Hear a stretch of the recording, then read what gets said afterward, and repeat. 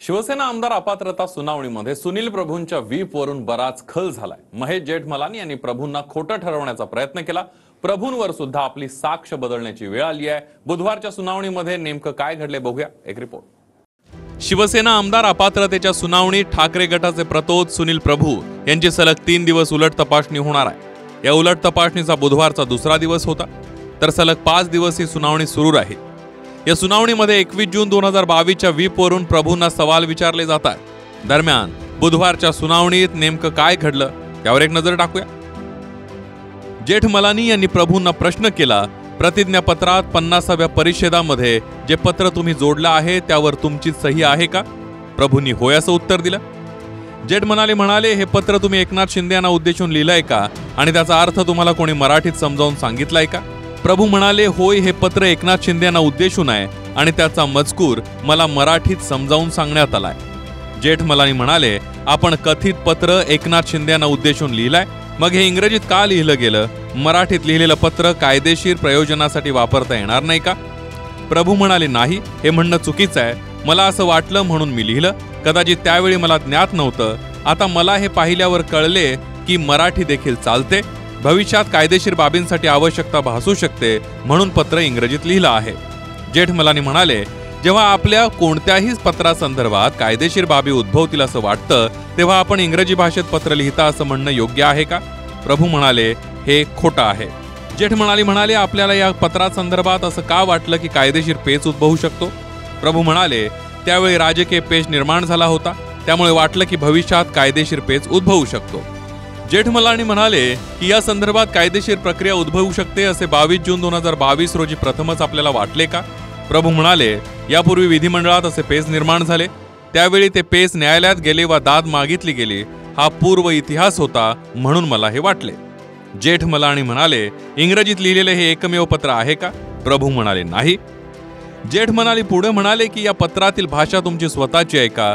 प्रभू म्हणाले, मला त्यावेळी जे आकलन झालं ते मी लिहिलं। त्यानंतर जेठमलानी म्हणाले, या पत्रात वापरलेली भाषा आपली स्वतःची आहे का? प्रभू म्हणाले, मराठीत जे आकलन झालं ते मला लिहावंसं वाटलं, ते मी इंग्रजीत भाषांतर करून लिहिलं। जेठमलानी म्हणाले, आपण हे पत्र मराठीत कुणाला सांगितलं का? प्रभू म्हणाले की मला ते आठवत नाही। जेठमलानी यांनी पुढचा प्रश्न केला, या पत्राचा मराठी मसुदा आपल्याकडे आहे का? प्रभू म्हणाले, आता नाही। त्यानंतर जेठमलानींचा पुढचा प्रश्न होता, आपण मेल केला होता तेव्हा मराठी मसुदा तयार होता का? प्रभू म्हणाले, मला आता आठवत नाही। त्यानंतर जेठमलानी यांचा पुढचा प्रश्न आहे, या पत्राच्या आधी किंवा नंतर आपण कधी एकनाथ शिंदे यांना इंग्रजीत पत्र लिहिलं आहे का? प्रभू म्हणाले, होय, लिहिलं आहे। आपण एकनाथ शिंदे यांना 21 ते 30 जून मध्ये इंग्रजीमध्ये पत्र लिहिलं का? प्रभू म्हणाले, होय। जेठमलानी म्हणाले, हे सोडून इतर कुठलं पत्र लिहिलंय का? प्रभू म्हणाले, होय, लिहिलं आहे।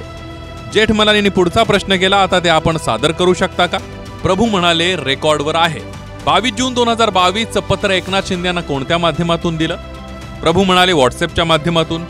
जेठमलानी म्हणाले, आपण आता यावेळेला व्हॉट्सअप मेसेज सादर करू शकता का? प्रभू म्हणाले, आता नाही करू शकत। जेठमलानी म्हणाले, उद्या सादर करू शकता का? प्रभू म्हणाले, आता मी नेमकं सांगू शकत नाही, बघतो, प्रयत्न करतो।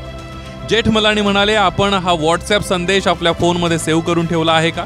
प्रभू म्हणाले, मला नेमकं आठवत नाही, मी हा मेसेज माझ्या मोबाईलवरून पाठवला की कार्यालयीन कर्मचाऱ्याच्या मोबाईलवरून, म्हणून म्हटलं प्रयत्न करतो। जेठमलानी यांनी पुढचा प्रश्न केला की आपण या पत्राची एक प्रत सादर केली आहे, व्हॉट्सअपवर पाठवलेली प्रत ही मूळ प्रत आहे असं समजायचं का? प्रभू म्हणाले, नाही। जेठमलानी म्हणाले की मग पत्राची मूळ प्रत कुठे आहे? प्रभू म्हणाले, ओरिजिनल प्रत रेकॉर्डवर आहे। जेठमलानी म्हणाले की एकनाथ शिंदे यांना अशी कोणतीही मूळ प्रत पाठवण्यात आलेली नाही असं मी आपल्याला सांगतो। प्रभू म्हणाले, हे खरं नाही।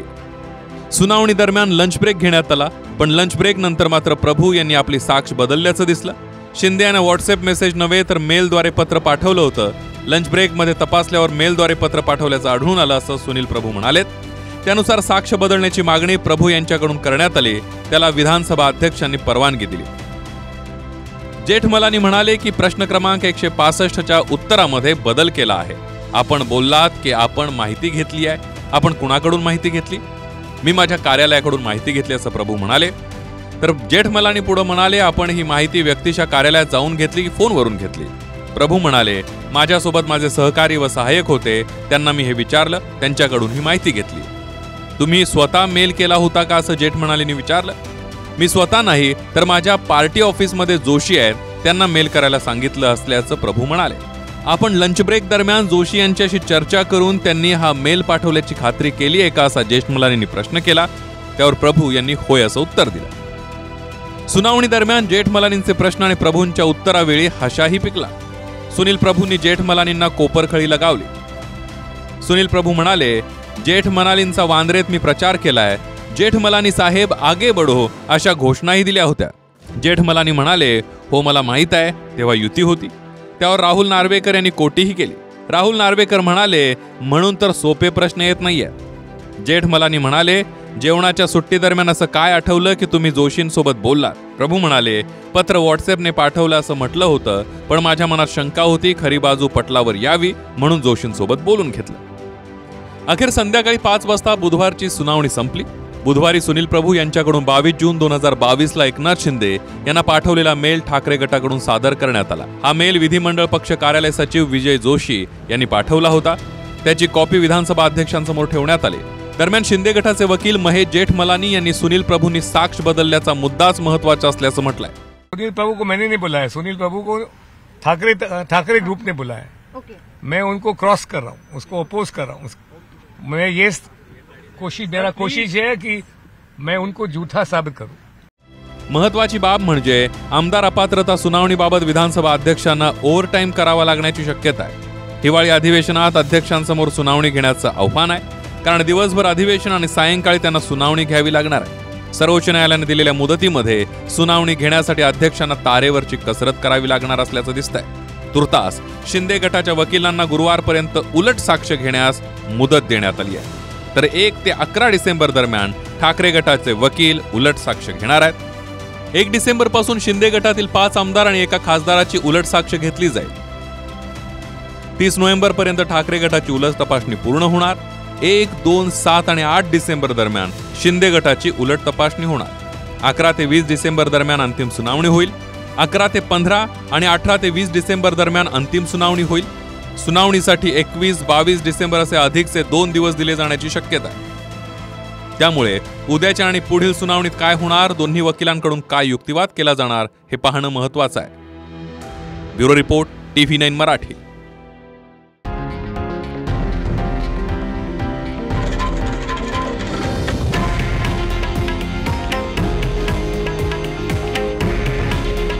हे आहे देशातील नंबर 1 न्यूज नेटवर्क आणि आपण पाहत आहात TV9 मराठी. काळजी तुमची, हित महाराष्ट्राचं.